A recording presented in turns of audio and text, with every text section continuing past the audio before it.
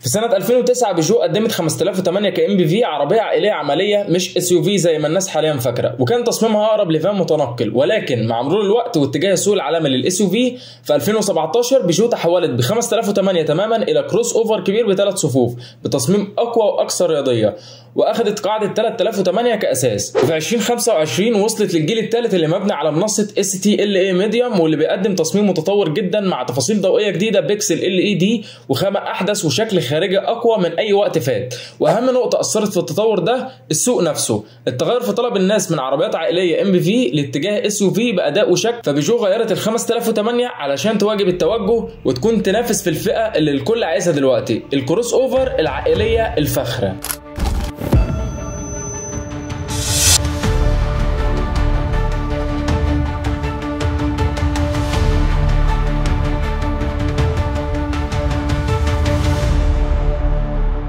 السلام عليكم ورحمة الله وبركاته، ازيك عامل ايه؟ يا رب تكون بخير. انا عمرو مجدي، وفي الفيديو ده هنتفرج على بيجو 5008 الجيل الثالث. وقبل ما ابدا الفيديو ما تنساش لايك للفيديو وتشترك في القناة علشان ناس كتيرة بتتفرج علينا وتمشي من غير ما تتابعنا، وما تنساش تكمل الفيديو للاخر علشان تعرف الخلاصة في العربية. ده الجيل الثالث من بيجو 5008، والعربية دي بتصنف ميد سايز كروس اوفر متوسطة الحجم، والعربية بتتوفر بفئتين اسعارهم في الوقت الحالي 2,470,000 جنيه للفئة الاولى و2,650,000 جنيه للفئة الثانية. مبدئيا كده رأيي في الجيل الجديد ده لكل عربيات بيجو ان التصميم الجديد ده عنيف قوي ومليان خطوط كتير، وانك محتاج شويه وقت على ما تتعود عليه. بس بصراحه التصميم الجديد ده مش حلو قوي مع 3008 بسبب ان ظهرها ده الواحد مش فاهم هو عامل ليه كده.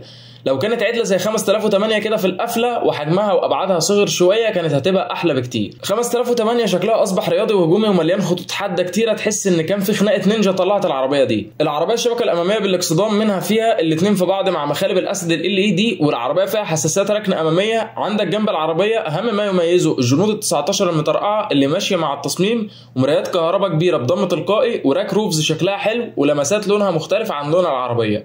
والظهر قفلته حلوه قوي مع الانوار الليد والسبويلر بالفريم اللي محدد الازاز الخلفي، والبار اللي في ظهر العربيه، والاكسدام اللي لونه اسود اختلافا بلون العربيه. من جوه بقى اهم حاجه في عربيات بيجو انها تدي لك الدلع كله، لانك القائد بتاعها بتدي لك كده وضعيه قياده بتحسسك انك راكب طياره وانك الكابتن، ولازم كل ادوات التحكم تبقى تحت ايدك. عجله قياده مالتي فانكشن شكلها رياضي، خامتها فخمه، ووراها شاشه العدادات الديجيتال والشاشه الوسطيه حته واحده، والجزء التاتش الصغير بتاع الاختصارات، وجنب منه الفتيس شيفت باي واير، والكونسول الوسطي اللي فيه الشحن الوايرلس، وشويه اختصارات تانية، وكاب هولدر، وشويه اماكن تخزين. وطبعا كل الكلام ده بيخدم معاه الخامات السوفت تاتش مع الاضاءه المحيطيه المبهره الموجوده في التابلو والابواب. وقعدتك في العربيه دي مش هتحسسك بانك محتاج تحرك نفسك علشان تطول تدوس على اي حاجه انت مش طايلها، بسبب ان مساحه الركوب واسعه، وانت ظابط وضعيتك من خلال الكرسي الكهرباء اللي شغال فيه المساج، وانت ظابطه على التبريد او التسخين. والكلام ده مش ليك لوحدك، ده للراكب اللي جنبك كمان. مساحه الركوب في الصف الثاني ممتازه، الكراسي منفصله فيها، والصف الثالث ياخد 3 اطفال صغيرين او شخصين بالغين. اضافه بقى لكل الكلام الجميل ده عندك سقف بانوراما كبير، ومرايات جانبيه كبيره، وكاميرات 360 درجه، وحساسات اماميه وحساسات خلفيه علشان خاطر ما يبقاش عندك اي نقط عاميه، وتبقى مطمن وانت بتركن وانت سايق انك كاشف العربيه كويس.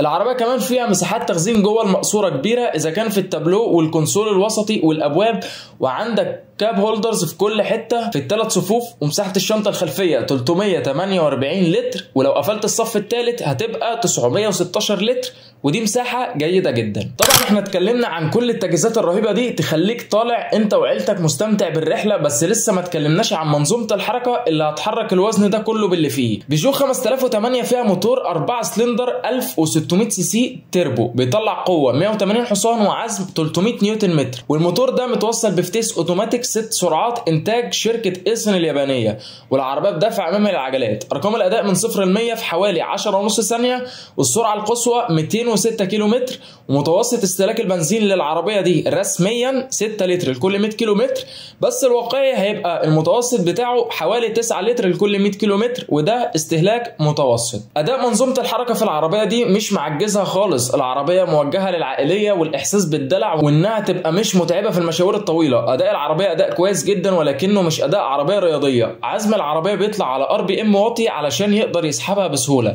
تقدر تطلع من زحمه تنور بيها تدوس عليها وقت ما تحتاجها، مش هتحسسك باي عجز. نظام التعليق في العربيه دي متوازن ما بين الراحه والثبات. العربيه بتمتص النقر والمطبات بسلاسه ونعومه، ولكنها مش عربيه جيلي في نفسها كده، هي مريحه في الاماكن المكسره وبيساعدها في كده جوده الكراسي. والعربيه كمان ثباتها حلو على السرعات العاليه، وبقت احسن من الجيل اللي فات في حته انها طويله وبتيجي في الملفات العنيفه وتحس انها بتدبدب وبتتزحلق من ورا. هي عالجت الحته دي شويه وبقت احسن من الجيل اللي فات في حته التوازن ما بين الراحه والثبات. العزل الصوتي بتاع العربيه ممتاز، عدا بس انك ممكن تسمع صوت التفاعل اللي تحت بتاع الكاوتش والعفشه شويه. والعربيه عزل صوت الهواء والموتور كويس، والتقفيل بتاعها جيد جدا، مفيش اصوات حاجه بتزيق او غيره. التكييف بتاع العربيه دي ثلاثي المناطق، وفي تحكم منفصل ورا للتكييف الخلفي، ودي نقطه مميزه في العربيه. واداء التكييف متوسط، مش احسن حاجه ولا اوحش حاجه، وهياخد معاك شويه وقت اول ما تشغله علشان المقصوره كبيره شويتين. بيجو 5008 فيها 6 ايرباج،